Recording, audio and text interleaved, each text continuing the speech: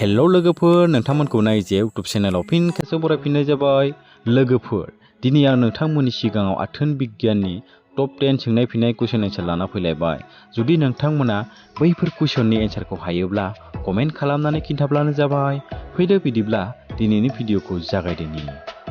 लोगोफोर कुइसन नाम्बार 1 आव दं गिबि खेब आथोन गेलेयोब्ला मानि थाखाय फेदाया थाबनो गयो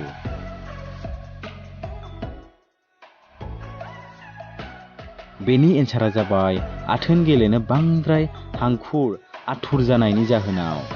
कुइसन नाम्बार 2 आव दं गुबुन हारिनि हिन्जावफोरनि आबुआ मानो गिदिर गिदिर जायो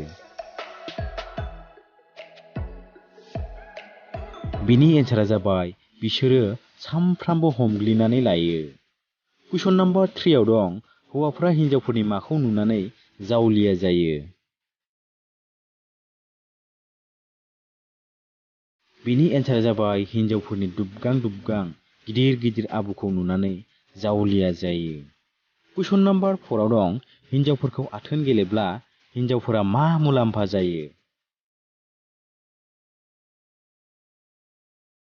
बेनि एन्सारा जाबाय बिनि समायनाथिया बांसिन बारायो कुइसन नाम्बार 5 आव दं माबादि हिन्जावफोरा बांसिन आथोन गेलेनो हांखुर जायो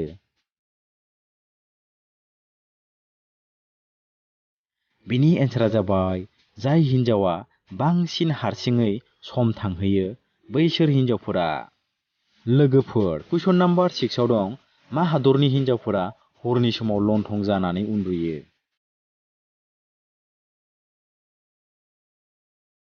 बिनि एन्सारा जाबाय साउथ आफ्रिकानि हिन्जावफोरा कुइसन नाम्बार 7 आव दं हिन्जावफोरा मा खालामोब्ला आथोन गेलेनो बायध'था जायो बिनि एन्सारा जाबाय आथोनाव आसि सोनानै सेमावना होयोब्ला आरो आबुनि बेन्थुखौ बिलिरनानै होयोब्ला लोगोफोर कुइसन नाम्बार 8 आव दं मा हादरनि हौवाफोरनि आथोना बयनिख्रुइ फिसासिन जायो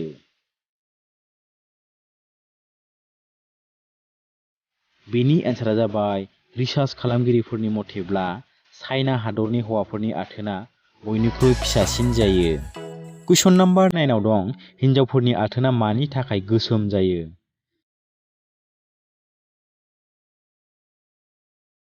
बिनि एन्सारा जाबाय अराय सम खोबथेना लानायनि थाखाय बे जायगायाव खम बिबांनि बार नांनायनि जाहोनाव हिन्जावफोरनि आथोना गोसोम जायो लोगोफोर कुइसन नाम्बार 10 आव दं हिन्जावफोरनो मा लोंहोयोब्ला आथोन गेलेनो लुबैनानै थानो हायै जायो